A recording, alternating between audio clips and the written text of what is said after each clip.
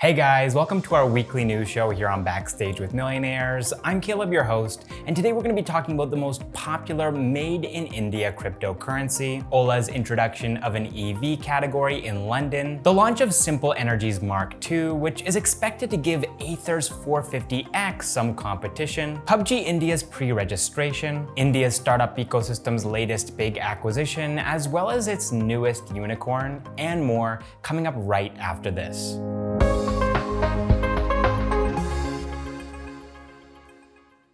All right, so first up in the news, Ola has launched an EV category for their customers in London. Now, currently there are only 700 riders who have used this category, but Ola is expecting that over time that number is going to increase both in London as well as in other cities and countries around the world as they expand this new service. Now, Ola EV currently costs the same amount as their comfort category, which means that it's not the cheapest option available, but one of the reasons why they're charging a little bit more for this new service is to incentivize drivers. See, for Ola drivers who are interested in driving an EV instead of a standard internal combustion engine car, they get everything that they make from their rides. Ola doesn't keep anything for the first 3 months of this service. Now, I know a majority of you guys who are watching this video right now are based in India, and if you're based out of London, definitely leave a comment down below and let me know that there's people over there in the UK that are watching these videos. But I wanted to highlight this news, even though it's not about what Ola is doing here in India, because I think it's really cool to see Indian startups that are actually doing business and becoming globally recognized brands in other countries. Now, staying on the topic of EVs, but moving over to a different company now, Simple Energy is going to be launching their Mark II, their flagship electric scooter, on August 15th. That's India's Independence Day. Now, for those of you who've been following Simple Energy for some time, you probably know that this launch was actually supposed to happen in the middle of 2021, but that got pushed to August because of the continuation of the pandemic. This launch is going to be happening first in Bengaluru, and then Chennai, and then Hyderabad, and then eventually in other cities across the country as well. And the Mark II is expected to offer some pretty serious competition to another very popular scooter in the EV space, Ather's 450X. Now, instead of saying it out loud, which would take a while, I'm just going to put the specs and the prices of these two electric scooters on the screen right here. But I'm curious to know, if you had a choice between an Ather 450X and a Simple Energy Mark II, which one would you pick and why? Let me know in a comment down below. All right, next up in the news, it has been a pretty crazy week for cryptocurrencies. And so I thought it would be worth highlighting the most popular made in India cryptocurrency, which is called Polygon. At its peak on Wednesday, Polygon reached a market cap of nearly $16 billion. Now, since then, it has fallen to somewhere around $11 billion. It depends on when you're watching this video, but that still makes it the 15th most valuable cryptocurrency in the world, and it's made in India. This is a more than 10x market cap jump since February of this year. So if you invested in Polygon back in February, or say even earlier, definitely leave a comment down below and tell me about it. Now, Polygon was officially launched back in 2017 as Matic Network before being rebranded to Polygon in 2019. This cryptocurrency is based on Ethereum blockchain, and while Ethereum allows people to build decentralized apps, Polygon is trying to solve some of the usability and scalability issues of Ethereum, which would enable developers to build more robust apps that reach more users. Also, I think it's worth mentioning that the number of apps that have been built on Polygon since the beginning of this year has increased by more than 8x, from 50 to 400. All right, next up in the news, PUBG India, which has been rebranded now to Battlegrounds Mobile India, is officially open for pre-registration on the Google Play Store. Now, so far, no official release date has been announced, but there's one thing that I wanted to point out here, which is that Battlegrounds Mobile India is going to be exclusively available to Indian players here in India, which is a little bit disappointing because the original PUBG allowed you to play with people from all around the world. That was part of the charm of playing this game, is that you could compete with people in other countries. But of course, this is one of the compromises that the game has had to make in order to become unbanned here in India. And I guess for PUBG players, something is better than nothing, right? All right, moving on to some acquisition news now. EdTech startup Emeritus, which partners with universities to offer upskilling courses, has acquired Silicon Valley-based ID Tech for $200 million.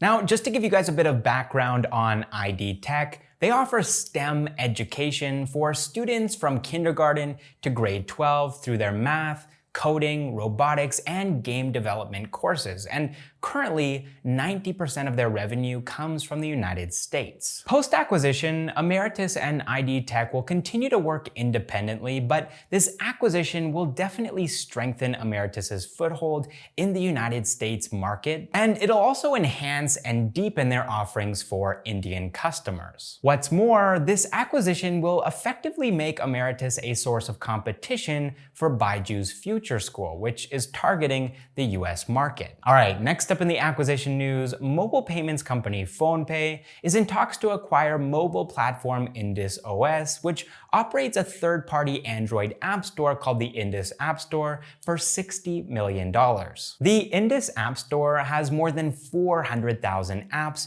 across 12 Indian languages. And so by acquiring Indus OS and the Indus App Store, PhonePe will be able to strengthen their own mini app store called Switch in a bid to create a super app. All right, moving on to some funding news now. Digital payments and merchant commerce unicorn Pine Labs has raised $285 million from a number of different investors, bringing their valuation from $2 billion to $3 billion. Now, if you watch this news show regularly, then you'll know that a couple of weeks back, Pine Labs acquired Southeast Asia's fastest growing consumer fintech company, Fave. And so these fresh funds are going to be used by Pine Labs to roll out Fave's offerings to their merchants across India. The remainder of the funds are going to be used to double down on a new feature that Pine Labs is testing out called Buy Now, Pay Later. This is a feature that is seeing considerable adoption in the United States, and it's starting to pick up steam here in India as well across e-commerce and fintech platforms. And so Pine Labs is going to be using some of these fresh funds to implement this new feature across their products. All right, next up in the funding news, India has a new unicorn. B2B e-commerce platform for industrial products Moglix has raised $120 million in a Series E round led by Falcon Edge Capital and the Harvard Management Company to become a unicorn. Moglix is the 12th Indian startup unicorn this year, and they currently have a network of more than 500,000 small and medium-sized enterprises ordering products from more than 3,000 manufacturing facilities across India, Singapore, the UAE, and the UK. And besides their marketplace, Moglix also offers their customers help with things like packaging, procurement, financing, supply chain, and logistics. All right, next up in the funding news, omni-channel eyewear brand Lenskart has raised $95 million in a funding round led by KKR. Lenskart is going to be using some of these fresh funds to continue their expansion across India, and they're also looking to scale overseas as well. They're also going to be doubling down on their technology to enhance the experience for their customers. All right, next up in the funding news, Goat Brand Labs is in talks to raise $20 million from Tiger Global, the Flipkart Venture Fund, and the Mayfield Fund. Now, the business model of Goat Brand Labs is similar to what we're seeing from companies like Thrasio over in the United States.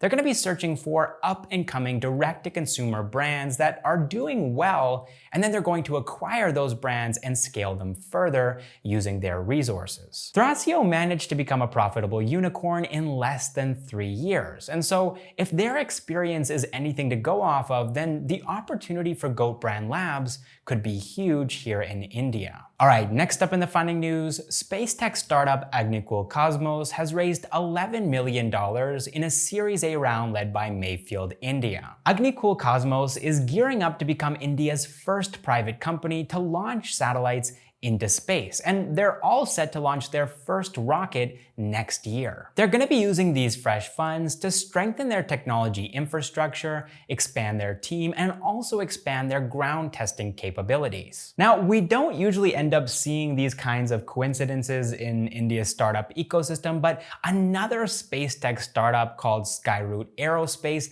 has also raised $11 million in their Series A round from the founders of Greenco Group. Like Agnikul Cosmos, Skyroot Aerospace is trying to build their own line of rockets, and so they're going to be using these fresh funds to fuel the development of their first rocket, the Vikram 1. All right, that is all the startup news that I have for you guys this week. I hope you enjoyed the video, and if you did, guys, it really means a lot to us when you hit the like button. And if you haven't already subscribed to our channel, we post new videos every single week about Indian startups, entrepreneurs, and the latest news. Also, we have a podcast, we have a Hindi channel, we have a newsletter, we have a Discord server, we're on Instagram, and you can find links to all of those in the pinned comment down below. Also, as always, I wanted to give a big shout out to all of our Backstage with Millionaires members, our unicorns and our decacorns. You guys are amazing, and the fact that you're supporting us, even during these difficult times, means a lot to us. I also wanted to say thanks to everybody who's been applauding our videos recently, but even if you can't afford to financially support what we're doing here at Backstage with Millionaires, just the fact that you've made it this far in the video helps us out a lot. So thank you so much for watching this episode of Backstage with Millionaires, and I will see you in the next one.